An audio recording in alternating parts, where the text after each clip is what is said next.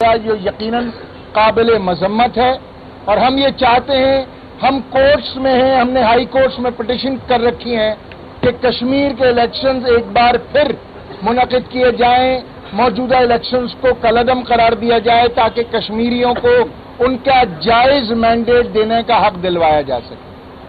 دوسرا اہم نقطہ جو اس پارلیمنٹ میں زیر بحث آیا وہ کراچی میں لا اینڈ آرڈر سچویشن تھی۔ 7 جولائی کو سانحہ کٹی پہاڑی کے دوران جو 110 سے زیادہ لوگ شہید کیے گئے اور جس کو تقسیم کرنے کی بھی کوشش کی گئی، مگر وہ سارے پاکستانی تھے، سارے کراچی والے تھے، سارے سندھ کے بیٹے تھے۔ آج تک یہ جواب نہیں مل پایا کہ ان لوگوں کو کس نے شہید کیا۔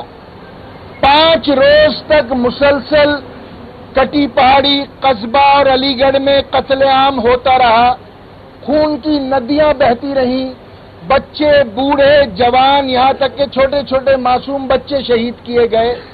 لوگ اپنے گھروں میں محصور ہوئے اور یہاں تک کہ ان کے پاس کھانے پینے کو کچھ نہیں رہا، مگر حکومت وقت کے کان پر جوں تک نہ رہیں۔ اور آئی جی سندھ مسلسل یہ فرماتے رہے کہ پولیس اس سچویشن کو ہینڈل کر لے گی اور رینجرز کو انہوں نے نہیں بلایا۔ ہمارا سوال یہ ہے کہ جب 5 روز تک مسلسل قتل عام ہوتا رہا اور پولیس اس میں کنٹرول کرنے میں بری طرح ناکام ہوئی، تو پھر کیوں رینجرز کو وہاں پر نہیں بلایا گیا؟ اور لوگوں نے دیکھا کہ جیسے ہی رینجرز وہاں پہنچی، دہشت گرد وہاں سے غائب ہو گئے اور امن و امان ریسٹور ہو گیا۔ تو 5 روز کیوں لگائے گئے؟ اس صورتحال کے لیے کس بات کا انتظار کیا گیا 5 روز؟ کیا ایم کیو ایم کو اس بات کی سزا دی گئی کہ ایم کیو ایم کے اپوزیشن میں جاتے ہی یہ صورتحال روا رکھی جائے گی کراچی اور کراچی کے رہنے والوں کے ساتھ؟ دیکھیے، کراچی ایک کثیر اللسانی شہر ہے، اس کو تقسیم در تقسیم میں مت ڈالیے۔ جن دہشت گردوں نے وہاں پر معصوم پختونوں کو شہید کیا ہے، مظلوم مہاجروں کو شہید کیا ہے، انہوں نے یہ سوچ کر شہید نہیں کیا کہ ان کی قومیتیں کیا تھیں۔ ان کو اکراس دی بورڈ صرف پہاڑیوں سے فائرنگ کر کے مارا گیا ہے۔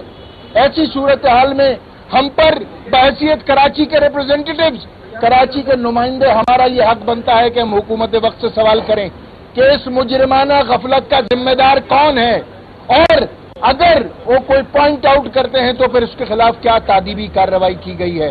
ان لوگوں کو کیسے کمپنسیٹ کیا جائے گا، قصبہ علی گڑھ کے شہداء کو، کیسے سانحہ کٹی پہاڑی کے متاثرین کو؟ کیونکہ آج تک وہاں پر حکومت کے کسی وزیر نے وزٹ نہیں کیا، کوئی ان کے آنسو پوچھنے نہیں گیا، کوئی ان سے یہ نہیں پوچھنے گیا کہ اب تم کس حال میں زندہ ہو۔ ہاں، صرف ایم کیو ایم کے خدمت خلق فاؤنڈیشن نے وہاں پر جو کھانے پینے کی اشیاء تقسیم کی، پختونوں میں، مہاجروں میں، وہاں کے رہنے والوں میں، اس کے علاوہ وہاں پر اور کوئی ایسی کارروائی نہیں ہوئی کہ وہاں پر لوگوں کے آنسو پہنچے جائیں۔ اور آج جو ملیر اور لانڈی کی صورتحال ایک بار پھر تباہ کی گئی، وہاں پر ہماری اطلاعات کے مطابق اب تک 8 سے زیادہ انسانی جانیں ضائع ہو چکی ہیں۔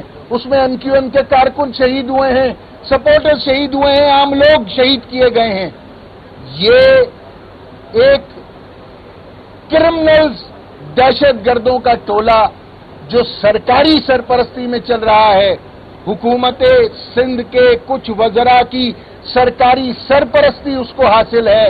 ہم یہ سمجھتے ہیں کہ اس سلسلے کو فی الفور روکا جانا چاہیے۔ ہم شکر گزار ہیں وزیر اعظم پاکستان کے، جنہوں نے ہماری درخواست پہ آج فلور آف دی ہاؤس ہمیں اس بات کا یقین دلایا ہے کہ وہ فوری طور پر اس واقعے کی رپورٹ طلب کر کے ہاؤس کو اعتماد میں لیں گے، مگر اس میں بہت دیر ہو جائے گی جناب۔ ہمارا رونا یہ ہے کہ جب کٹی پہاڑی پہ 5 دن میں 110 لوگ شہید کیے گئے، تو کیا ملیر اور لانڈی جیسے واقعات میں، جس میں چند گھنٹوں میں 8 لوگ اب تک شہید کیے جا چکے ہیں، جس میں ایم کیو ایم کے کارکنان اور سپورٹرز کی ایک بڑی تعداد شامل ہے، تو کیا پھر ہم کسی 5 روز کا انتظار کریں گے؟ کیوں ہم وہاں پر چیزوں کو سنبھالنے کے لیے تیار نہیں ہیں؟ کیوں یہ سازش کی جا رہی ہے کراچی کے امن کے خلاف؟ کیوں کراچی کے امن کو تباہ کیا جا رہا ہے؟ کیونکہ اگر کراچی کا امن تباہ ہوتا ہے تو سندھ کا امن تباہ ہوتا ہے، اور اگر سندھ کا امن تباہ ہوتا ہے تو پاکستان کی معیشت تباہ ہوتی ہے۔ ہم وزیر اعظم کے جہاں پر شکر گزار ہیں کہ انہوں نے اس واقعے کا نوٹس لیا ہے، ہم یہ چاہتے ہیں وزیر اعظم صاحب سے کہ فوری طور پر اقدامات کر کے اس کو رکوایا جائے تاکہ صورتحال بہتر ہو۔ حکمران جو آپ کے سینٹر ہیں انہوں نے رحمان ملک کو تنقید کا نشانہ بنایا، جس کے جواب میں رحمان ملک نے کہا تھا کہ حسین صاحب دیکھا جدید تھا کہ کمینگاہ کی طرف اپنے ہی دوستوں سے ملاقات ہو، کٹی پہاڑی کی بات ہوئی. جی ہم تو یہ کہہ رہے ہیں ببانگ دہل کہ ہمیں اس بات کو بتایا جائے کہ 5 دن تک وہاں ایکشن کیوں نہیں ہوا. ہمارا سوال یہ ہے، ہمارے جتنے پارلیمنٹیرینز نے کل اور آج بات کی ہے ان کا سب سے بڑا نقطہ ہی یہ ہے کہ رینجرز کو بھیجنے میں 5 دن کیوں لگائے گئے، کیوں پہلے دن کارروائی نہیں ہوئی، کیوں پولیس مسلسل یہ کہتی رہی کہ ہم سچویشن کو کنٹرول کر لیں گے. وہ پہلے دن ناکام ہوئے، وہ دوسرے دن ناکام ہوئے، وہ تیسرے دن ناکام ہوئے، وہ چوتھے دن ناکام ہوئے، اور ان کی ناکامیوں کے صلے میں کیجویلٹیز کی تعداد بڑھتی چلی جا رہی تھی. مگر کیوں اس کا نوٹس نہیں لیا گیا؟ کیوں میں اس کو کراچی کے امن کے خلاف ایک سازش قرار نہ دوں؟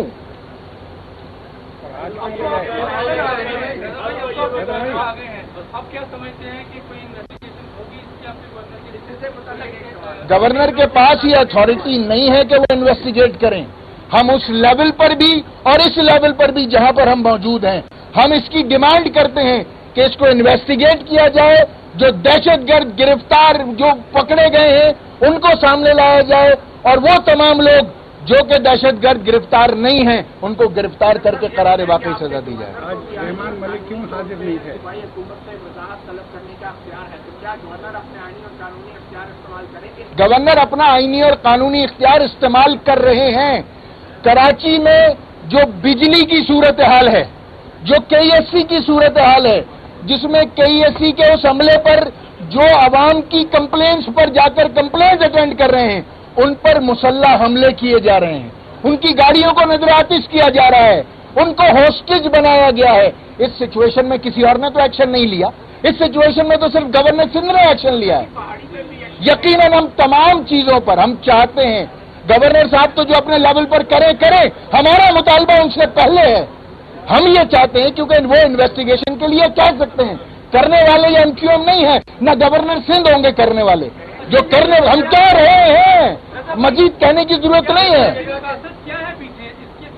میں یہی کہنا چاہتا ہوں، میں یہی آپ کو بتانا چاہتا ہوں کہ کچھ لوگ چاہتے ہیں کہ کراچی کو ڈی اسٹیبلائز کیا جائے تاکہ پاکستان کو ڈی اسٹیبلائز کیا جائے. کچھ لوگ سازش کر رہے ہیں، اور میں آپ سے ایک بار پھر یہ کہہ رہا ہوں کہ کراچی کے امن کو تباہ کرنے میں بدقسمتی سے کچھ